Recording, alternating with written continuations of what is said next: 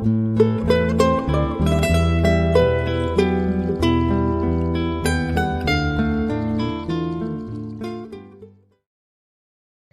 Lamas, vivo en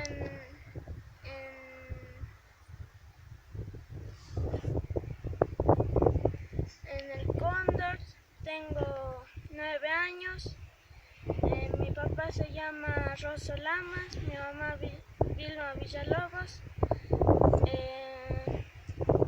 Vamos a hablar sobre la contaminación.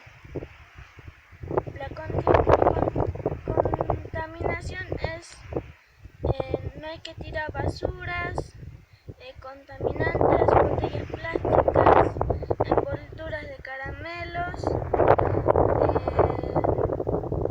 todas esas cosas que contaminan el pueblo. Eso viene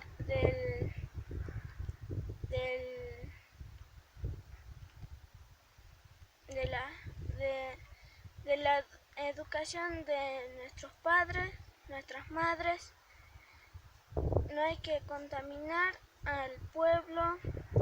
Hay mucha gente que tiran basuras, contaminantes, envolturas de caramelos y todas esas cosas que contaminan al pueblo. Eso, nomás.